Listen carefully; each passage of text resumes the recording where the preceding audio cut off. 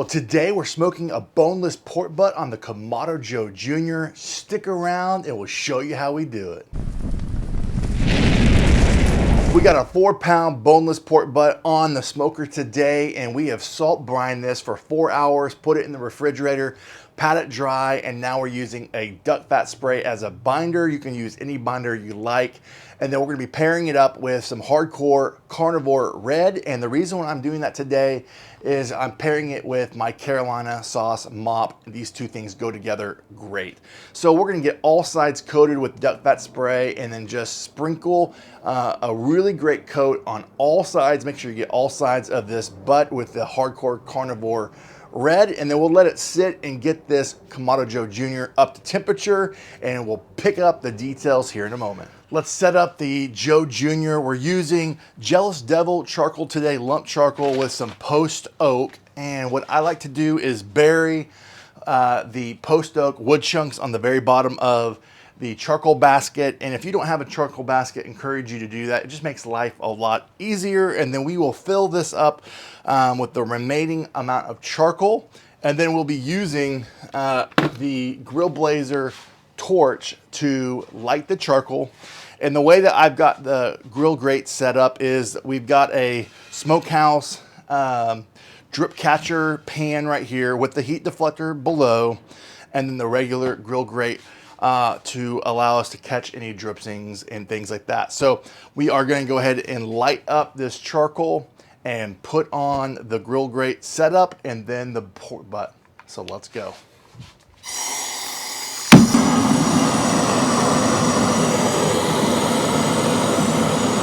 Well, thanks for supporting Bartlow's Barbecue, and if you follow the channel and you love it, I would love for you to subscribe, and I appreciate everyone that's following along on this barbecue journey. Now, a few tips I want to remind you on. You want to make sure you get that clear blue smoke and not that white billowy smoke. You never want to place your food on your smoker when it's white and billowy. It's going to turn out horrible and just get all that white smoke on your meat. You never want to do that. You want to wait until you get clear blue smoke, then place your meat on the grill. Today, again, we've got the grill temperature set to 300 degrees. We're using the digital thermometer from Matestick, using their app to set the temperature of 300.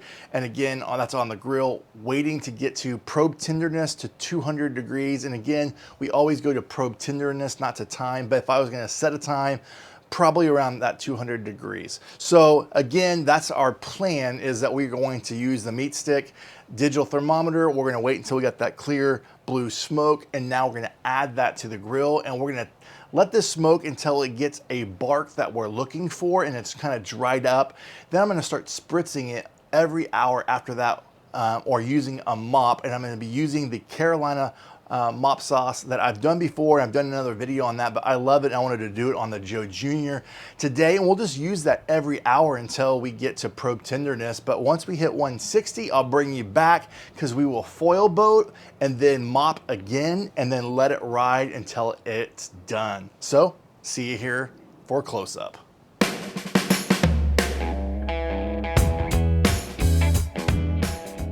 All right, y'all, so we are at the 140 mark. I'm using my Thermapen to check the temperature just to show you what that looks like. Yeah, we're around 130 in some spots, 140 in other spots. And we're getting great bark formation right now. What I like to do is I usually use kind of apple cider vinegar and water mixture, but today I'm using my vinegar Carolina sauce mop, and I'm using it in a spritzer. Never done that, so I'm trying something new. And we're just gonna spritz this with a good color we've got.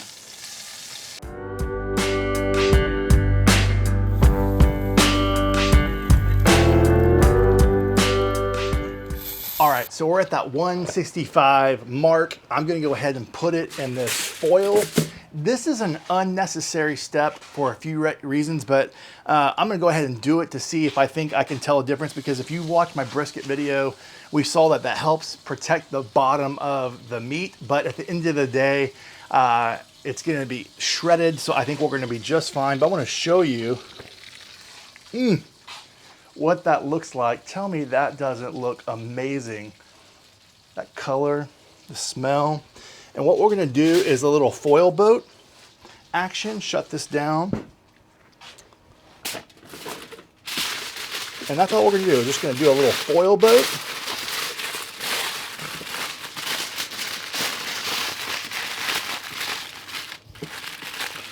To catch any kind of juices. And then I'm gonna continue to layer this with some of the Carolina sauce. And that's another reason why I am doing the foil boat, to catch any sauce from drippings from that.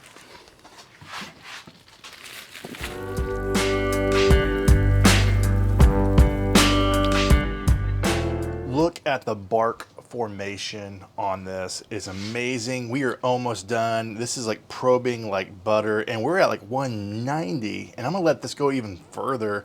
But we're on that 195, almost 200 in some spots, and it's probing like butter. The juices are catching nicely on this foil boat, which is exactly what we wanted it to do.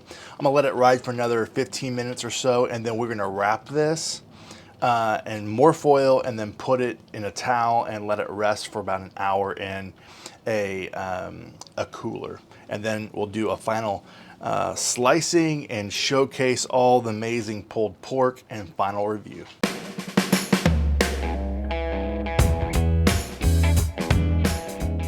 We've rested this Boston butt for an hour and a half, so we're taking it out of the cooler, putting it on this cutting board, and let me show you this shot.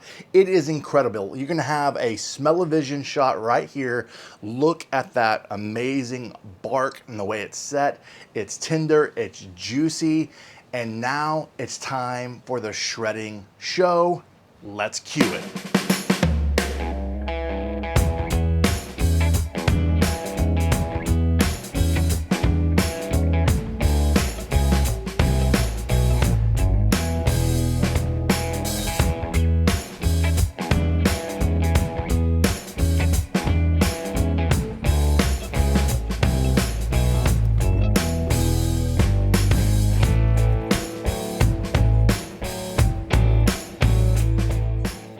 Well, I hope you enjoyed that shredding show. It looked amazing. It tasted amazing off camera.